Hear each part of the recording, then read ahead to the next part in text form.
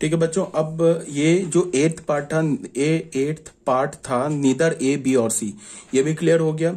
अब हमें करना क्या है, हम लोग तो सबसे पहले अभी रीजन हम लोग पहचान गए कि फर्स्ट रीजन को हम सेट थ्योरेटिक नोटेशन में कैसे लिखेंगे, इसका लैंग्वेज, इसमें इसको लैंग्वेज में कैसे बोलेंगे, ये सब तो हम सीख गए। First part, second, third, fourth, fifth, six and seventh and eight, इसका हम सीख गए।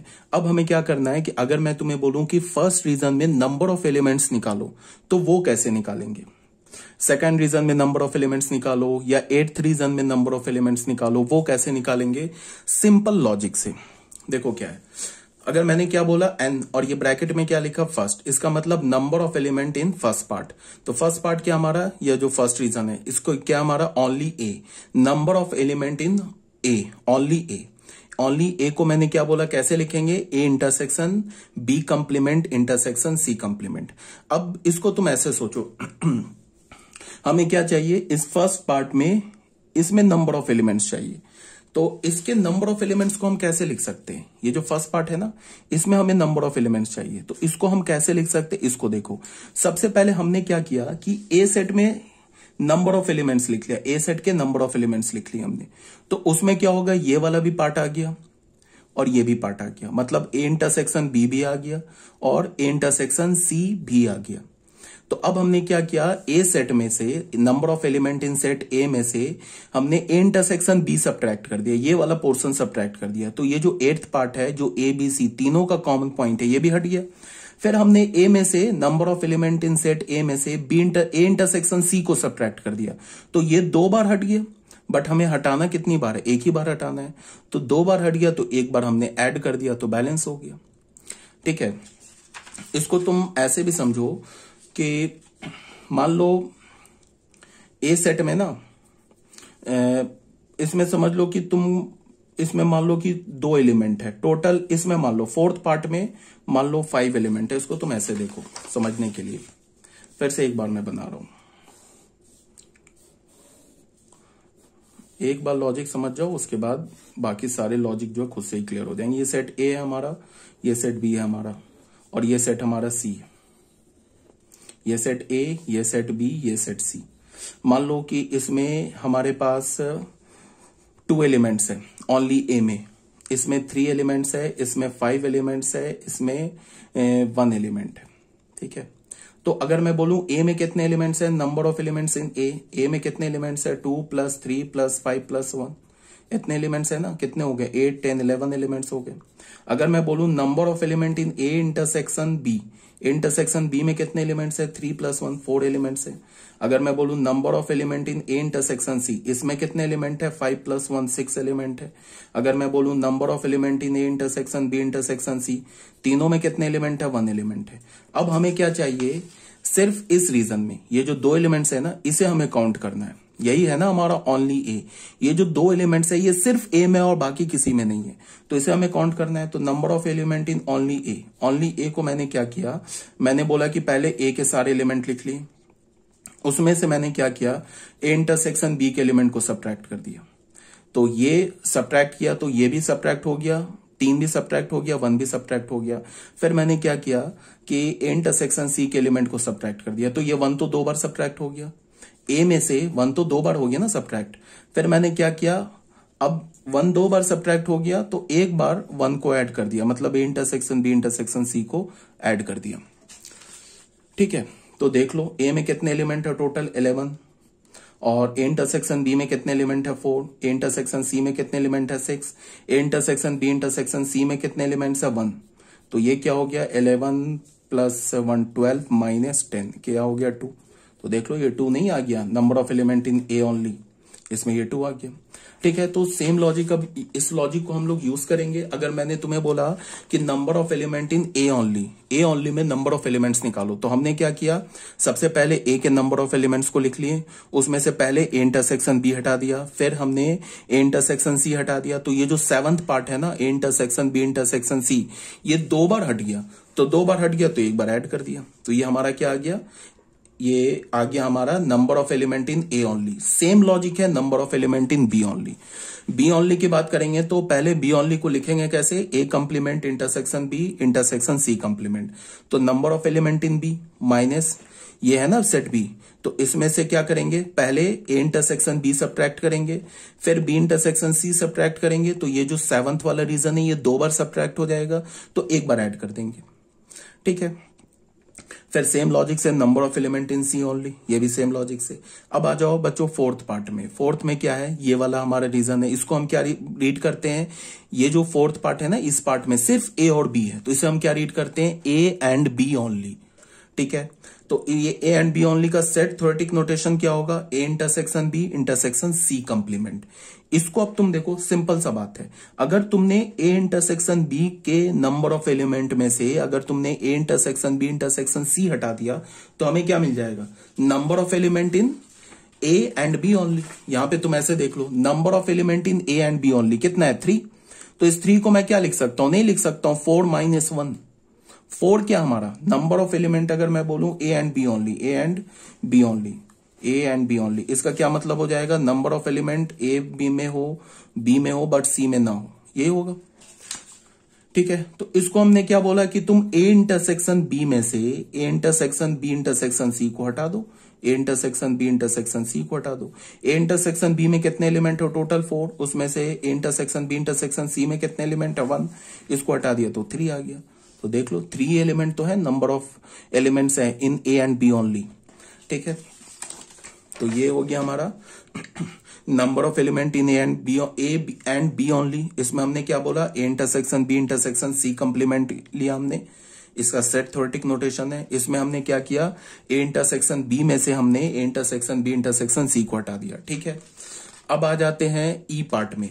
ई पार्ट है हमारा 5th पार्ट, सेम लॉजिक से। ये हमारा 5th पार्ट क्या है, number of element in A and C only. तो ए एंड सी ओनली में क्या करेंगे, ए इंटरसेक्शन सी में से इंटरसेक्शन बी इंटरसेक्शन सी हटा देंगे। फिर ये हमारा 6th पार्ट है, ये क्या है, number of element in B and C only. तो बी एंड सी ओनली के लिए क्या करेंगे, बी इंटरसेक्शन सी में से इंटरसेक्शन बी इंटरसेक्शन सी को हटा देंगे, ठीक है। अब आ जाओ जी पार्ट में। जी पार्ट क्या हमारा 7th पार्ट। 7th पार्ट ये क्या हमारा, A intersection B intersection C. तो इसको हम क्या लिखेंगे, ए बी एंड सी, ये A intersection B intersection C है। 8th पार्ट क्या है, none of A B and C. इसको हम क्या बोलेंगे, none of A B and C, ना ही इसमें ए हो, ना ही बी हो, ना ही सी हो। तो इसको क्या करेंगे, A union B union C जो सेट है ना उसका कंप्लीमेंट ले लेंगे। कंप्लीमेंट लेने का मतलब यूनिवर्सल सेट में से A union B union C को सब्ट्रैक्ट कर देंगे। तो ये आ जाएगा none of A B and C. तो यूनिवर्सल सेट से इसको हमने सब्ट्रैक्ट कर दिया। ये तो हमारा एच पॉइंट तक क्लियर हो गया। अब आ जाओ आई पॉइंट। आई पॉइंट में क्या बोल रहा है, number of elements belonging to exactly one of the sets A B and C. सबसे पहले तुम्हें ये लैंग्वेज समझना है, इस लैंग्वेज में किस सेट की बात कर रहा है। ये क्या बोल रहा है, number of elements belonging to exactly one of the sets A B and C. इसका क्या मतलब है कि ये फर्स्ट सेकेंड और थर्ड के यूनियन के बारे में बोल रहा है। फर्स्ट सेकेंड और थर्ड इन तीनों का यूनियन लोगे तो फर्स्ट में सिर्फ ए है, सेकेंड में सिर्फ बी है और थर्ड में सिर्फ सी है। तो ये क्या बोल रहा है, number of elements belonging to exactly one of the set A B and C. इसका क्या मतलब है कि हमें वो नंबर ऑफ एलिमेंट्स निकालना है जिसमें सिर्फ ए है, सिर्फ बी है, सिर्फ सी है। तो वो क्या हो गया, फर्स्ट सेकेंड थर्ड का यूनियन ले लिया। अब फिर हमें पता है कि फर्स्ट सेकेंड और थर्ड क्या हमारा आपस में डिसजॉइंट सेट है। ये फर्स्ट सेकेंड और थर्ड क्या हमारा डिसजॉइंट सेट है। तो डिसजॉइंट सेट है तो क्या करेंगे, सिंपली इनके एलिमेंट्स को ऐड कर देंगे। तो फर्स्ट के एलिमेंट को, सेकंड के एलिमेंट को, थर्ड के एलिमेंट को हमने ऐड कर दिया। इसका क्या मतलब है कि फर्स्ट सेकंड थर्ड के एलिमेंट को ऐड करने का मतलब है कि ये ए पार्ट, सेकंड पार्ट, ए पार्ट, बी पार्ट और सी पार्ट, इस तीनों को ऐड कर दो। तो ऐड करोगे तो हमारा लेफ्ट हैंड साइड में क्या आ जाएगा, लेफ्ट हैंड साइड में आ जाएगा number of element in I plus, I नहीं है, number of element in first region plus number of element in second region plus number of element in third region. और राइट हैंड साइड में ये add हो जाएगा। देखो ये वाला इक्वेशन, ये वाला इक्वेशन और ये इक्वेशन तीनों ऐड हो जाएगा। तो तीनों ऐड होगा तो क्या होगा, n A plus n B plus n C. अब ये देखो A intersection B, A intersection B 2 बार है, ए इंटरसेक्शन सी और ये ए इंटरसेक्शन सी 2 बार है।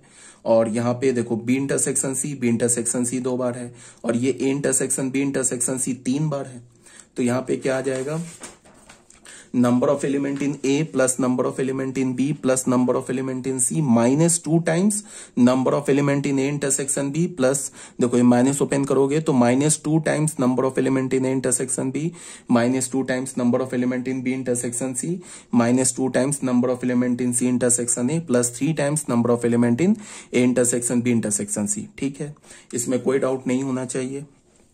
अब जे पार्ट में आ जाओ, number of elements belonging to exactly two of the sets A B and C. ये क्या बोल रहा है कि नंबर ऑफ एलिमेंट्स निकालो एग्जैक्टली टू। तो एग्जैक्टली टू किस किस रीजन में? एक तो फोर्थ रीजन में है, इसमें सिर्फ ए एंड बी है। एक तो फिफ्थ रीजन है, इसमें सिर्फ ए एंड सी है। और तीसरा किसमें? सिक्स्थ में, इसमें सिर्फ बी एंड सी है। ठीक है, तो इसका क्या मतलब है? फोर्थ रीजन, फिफ्थ रीजन और सिक्स रीजन का हमें यूनियन लेना है। फिर फोर्थ रीजन, फिफ्थ रीजन और सिक्स रीजन आपस में क्या? डिसजॉइंट है। तो डिसजॉइंट है तो सीधे क्या होगा? इन तीनों का यूनियन ले लेंगे। तो इसका मतलब कि फोर्थ रीजन को हम ऐसे लिखेंगे, फिफ्थ को ऐसे लिखेंगे, सिक्स्थ को ऐसे लिखेंगे। इन तीनों का यूनियन ले लेना है। यूनियन का क्या मतलब हुआ? यूनियन का मतलब हुआ कि ये डी पार्ट को, देखो इसमें A and B only, D part को और ई पार्ट को और एफ पार्ट को ऐड कर देना है। ठीक है, तो इसमें देखो यहां पे क्या है? डी पार्ट में ये देखो ए इंटरसेक्शन बी, यहां पे क्या है? ए इंटरसेक्शन सी और बी इंटरसेक्शन सी। और ये जो है ना number of element in A intersection B intersection C, ये 3 टाइम्स है। यहां भी माइनस है, यहां भी माइनस है, यहां भी माइनस है, ये 3 टाइम्स है। तो ये सब्ट्रैक्ट हो जाएगा। तो क्या मिल गया हमें? देख लो, number of element in A intersection B plus B intersection C plus C intersection A और minus 3 times number of element in A intersection B intersection C. तो ये हमारा जे पार्ट हो गया, इसमें कोई डाउट नहीं होगा, इसमें कोई डाउट नहीं होगा। अब आ जाओ बच्चों यहाँ पे फोर्थ पार्ट में। फोर्थ पार्ट क्या है? देखो अभी तक ये जितने फॉर्मुलास बताए ना, इसे सिर्फ लॉजिक से समझना है, देन एंड देयर वहां पे तुम डिराइव कर सकते हो। अगर मेरी जो मैं लॉजिक बता रहा हूं ना, अगर तुम उसको समझ रहे हो तो याद करने की जरूरत नहीं है। सिर्फ हमें 2 ही फॉर्मुला याद रखना है। एक फॉर्मुला हो गया number of element in A union B और दूसरा फॉर्मुला हो गया number of element in A union B union C. सिर्फ इस 2 फॉर्मुला को तुम्हें याद रखना, बाकी जितने फॉर्मुला भी लिखवा रहा हूं ये सब याद नहीं रखना है। फोर्थ पार्ट में आ जाओ, ये सिंपल लॉजिक से क्या बोल रहा है? Number of element in A symmetric difference B. A symmetric difference B में कितने एलिमेंट है? तो ये भी सिंपल लॉजिक से। ए सिमेट्रिक डिफरेंस बी क्या होता है? A minus B union B minus A. इसको हम क्या बोलेंगे? ए माइनस बी को number of elements belonging to exactly one of the set A and B. अब देखो ये लैंग्वेज और इसके क्रॉसपॉन्डिंग ये सेट थ्योरेटिक नोटेशन है, ये हमें समझना इंपॉर्टेंट है। अगर मैं तुम्हें बोलूं number of elements belonging to exactly one of the set A and B, इसका मतलब क्या है कि ये A minus B union B minus A की बात कर रहा है। क्यों? बिकॉज ए माइनस बी में सिर्फ ए है और बी माइनस बी में सिर्फ बी है। तो ये क्या बोल रहा है? Number of elements belonging to exactly one of set A and B. तो वो किसकी बात कर रहा है? ये बात कर रहा है आपको A minus B union B minus A. और ये A minus B union B minus A क्या? Asymmetric difference B. तो ये लैंग्वेज समझना इंपॉर्टेंट है और उसके क्रॉसपॉन्डिंग ये जो सेट थ्योरेटिक नोटेशन है ना, ये समझना इंपॉर्टेंट है। तो अब देख लो ए माइनस बी और बी माइनस ए सेट का हमें यूनियन निकालना है। फिर हमें पता है कि ये जो सेट है हमारा ए माइनस बी है और ये सेट क्या हमारा? बी माइनस ए। ये सेट क्या हमारा? ए माइनस बी और ये क्या हमारा? बी माइनस ए। ये दोनों आपस में कैसा सेट है? डिसजॉइंट सेट है। डिसजॉइंट सेट है तो बस अलग अलग ऐड कर दिया। ए माइनस बी को क्या लिख सकता हूं? ए में से इंटरसेक्शन बी हटा दिया। बी माइनस ए को क्या लिख सकता हूं? बी में से इंटरसेक्शन बी हटा दिया। तो ये क्या हो गया है? N A plus n B minus 2 times number of element in A intersection B. अब ये फॉर्मूला याद नहीं रखना है आपको, रटना नहीं है इस फॉर्मूले को, सिंपल लॉजिक से समझ जाना है।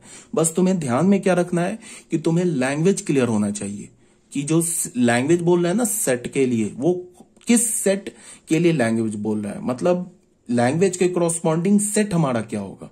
ये अगर तुम समझ गया, तुम्हारा लॉजिक क्लियर है, तो तुम्हें एक भी फॉर्मूला याद नहीं रखना है। सिर्फ 2 ही फॉर्मूला याद रखना है, ए यूनियन बी वाला और A union B union C वाला। तो ये लैंग्वेज देख लो और लैंग्वेज के क्रॉसपॉन्डिंग सेट देख लो। अब यहां पे आ जाओ, ये क्या बोल रहा है? Number of element in A complement union B complement.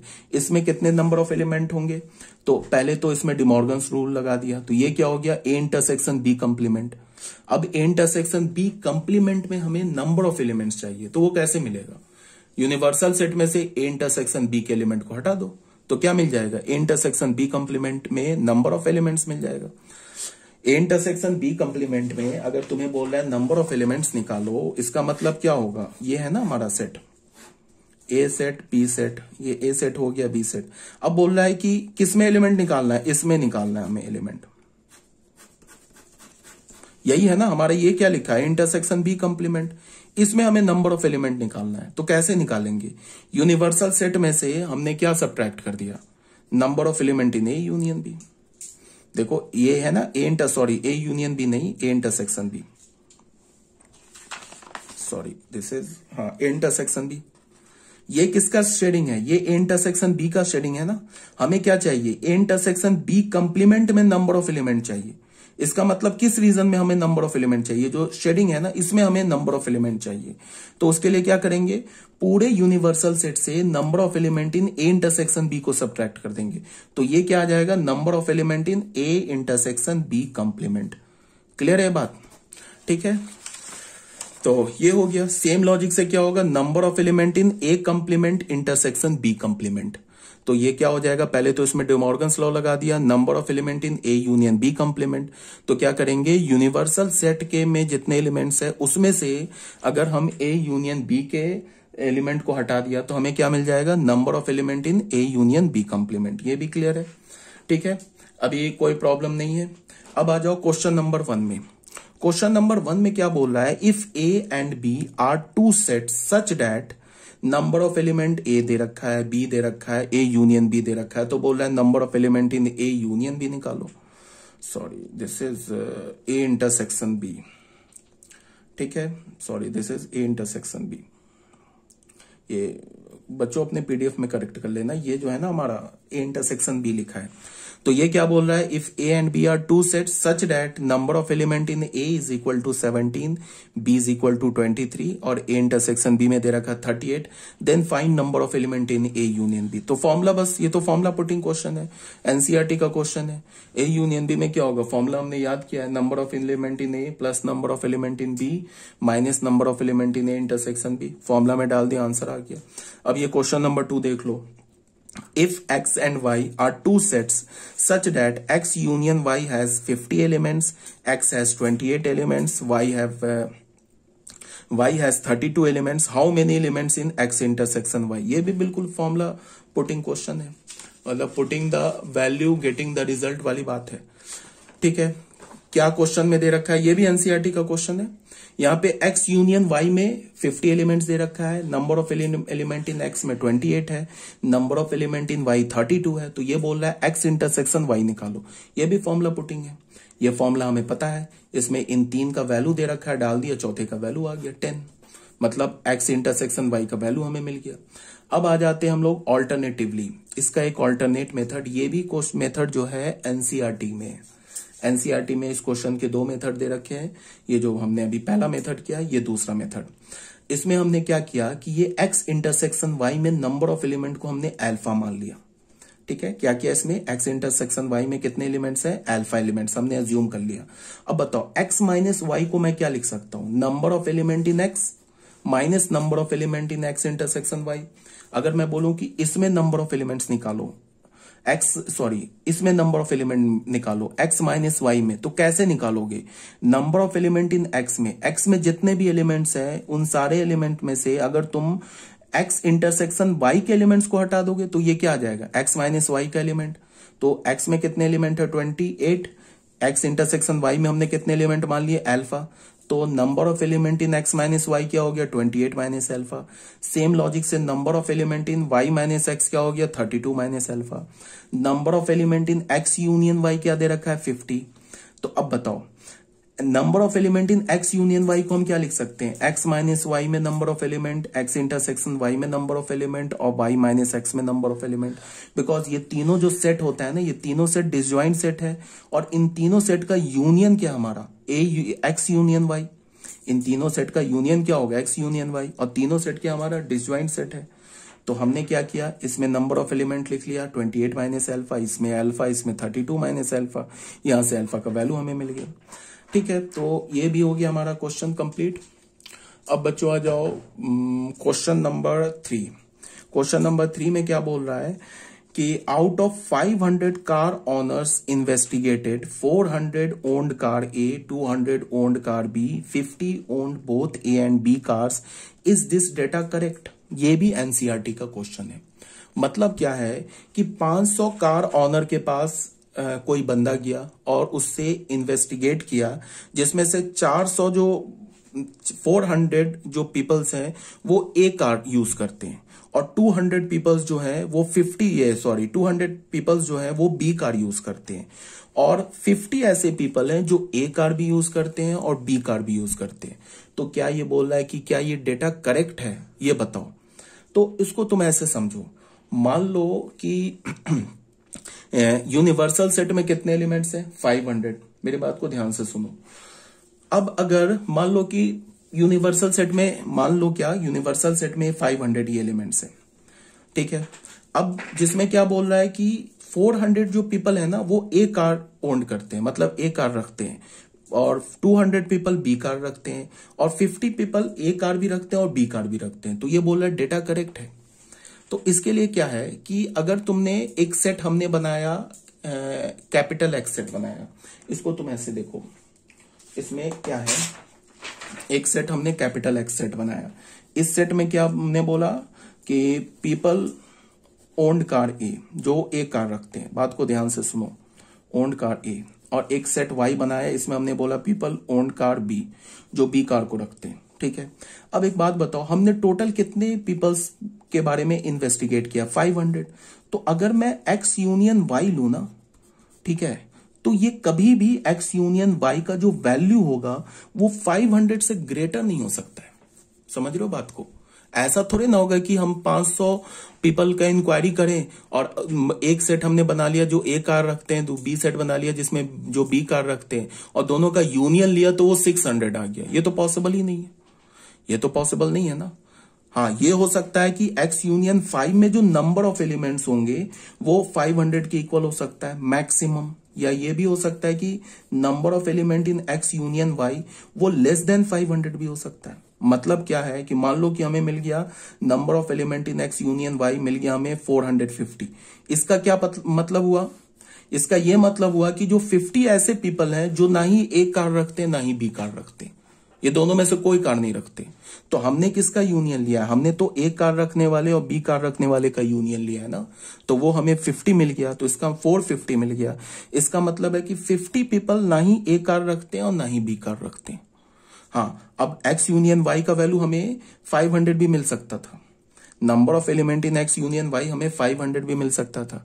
इसका क्या मतलब होता है कि 500 लोगों की इंक्वायरी किया हमने, तो 500 के 500 या तो एक कार रखते हैं, या तो बी कार रखते हैं, या तो दोनों कार रखते हैं।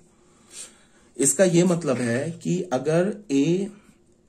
अगर ए जो है वो बी का सबसेट है, तो number of element in A जो होगा ना वो या तो number of element in B से कम हो सकता है, या number of element in A जो होगा ना वो number of element in B के इक्वल हो सकता है। इस दोनों को मिला के हमने क्या बोला? Number of element in A is less than equals to number of element in B, ये बोल दिया मैंने। If A is the subset of B, ये कब होल्ड करेगा? If A is the subset of B. अगर ए बी का subset है तो ए में एलिमेंट बी के एलिमेंट से या तो कम होंगे, या तो ए और बी में एलिमेंट इक्वल होंगे। तो ये बताओ, ए यूनियन बी जो होता है वो सबसेट होगा ना यूनिवर्सल सेट का, तो number of element in A union B क्या हो जाएगा? या तो लेस हो जाएगा या तो इक्वल होगा number of element in S, यही होगा ना। यहां पे क्वेश्चन के अकॉर्डिंग एस में कितने एलिमेंट्स है? 500 एलिमेंट्स है। तो अगर ए यूनियन बी में 500 एलिमेंट्स मिला तब तो ये हमारा क्वेश्चन करेक्ट हो जाएगा। अगर ए यूनियन बी में 500 से कम एलिमेंट मिला तो भी क्वेश्चन हमारा करेक्ट हो जाएगा। बट अगर ए यूनियन बी में 500 से ग्रेटर एलिमेंट मिला तो फिर क्वेश्चन हमारा इनकरेक्ट हो जाएगा। इस बात को समझना है। अगर मैंने बोला कि किसी क्लास में 50 स्टूडेंट्स हैं, ठीक है, मैंने बोला कि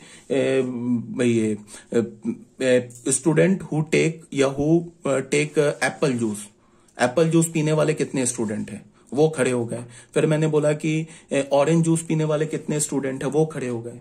तो मैंने एक सेट बना लिया, वो सेट बनाया जिसमें एप्पल जूस पीने वाले स्टूडेंट है। एक सेट हमने ए बना लिया सपोज दैट, जिसमें हमने उन स्टूडेंट को रखा जो एप्पल जूस पीते हैं। एक सेट हमने बी बना लिया जिसमें हमने उन स्टूडेंट को रखा जो ऑरेंज जूस पीते हैं। अगर मैंने ए यूनियन बी लिया, अगर ए यूनियन बी मुझे 50 मिल गया, इसका क्या मुझे पता, इससे क्या मुझे पता चला कि 50 के 50 स्टूडेंट जो है या तो एप्पल जूस पीते हैं, या तो ऑरेंज जूस पीते हैं, या तो दोनों पीते हैं। मतलब कि ऐसा कोई भी स्टूडेंट नहीं है जो एप्पल या ऑरेंज जूस में से कोई एक नहीं पीता हो। हर एक स्टूडेंट या तो एप्पल जूस पीता है, या तो ऑरेंज जूस पीता है, या तो दोनों पीता है।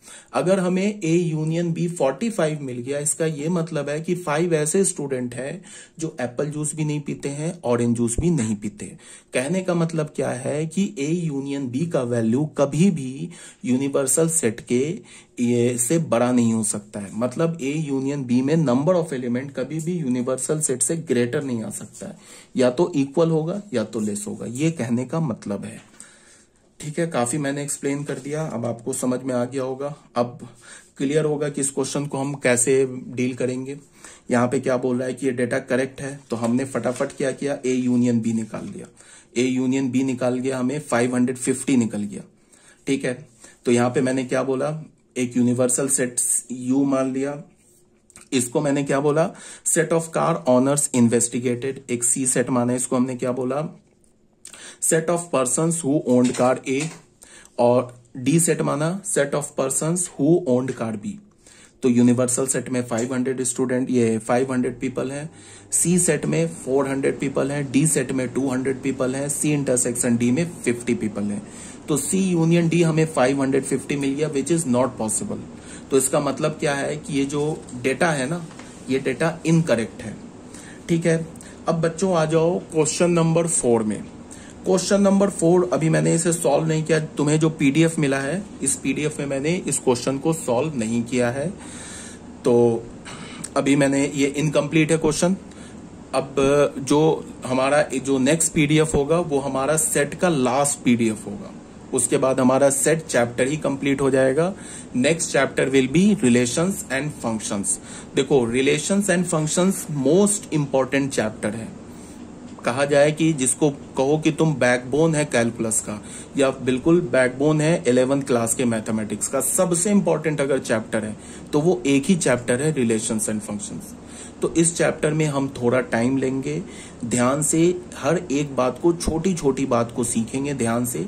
और तुम्हें ये बोला जा रहा है कि ये बैकबोन है, आगे जितने भी चैप्टर्स हैं उन सब का बैकबोन है। तो उसके लिए तुम्हें इस चैप्टर को बिल्कुल ध्यान से पढ़ना होगा।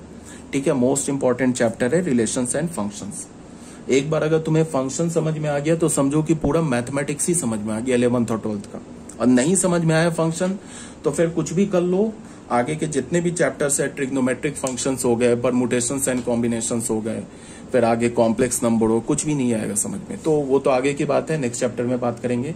बट अभी तक आई होप आपको क्लियर होगा, कहीं कोई प्रॉब्लम नहीं होगी। अगर कोई प्रॉब्लम है तो जब हमारा व्हाट्सएप पे इंटरेक्शन होगा उसमें आप पूछ सकते हो। अब जब तुम इस वीडियो को देख रहे होगे उसके अगले दिन तुम्हें इसका पीडीएफ भी मिल जाएगा। एक पीडीएफ और है, वो मैं सेंड कर दूंगा। ठीक है, अगर कोई डाउट होगा तो पूछ लेना मुझसे। ओके।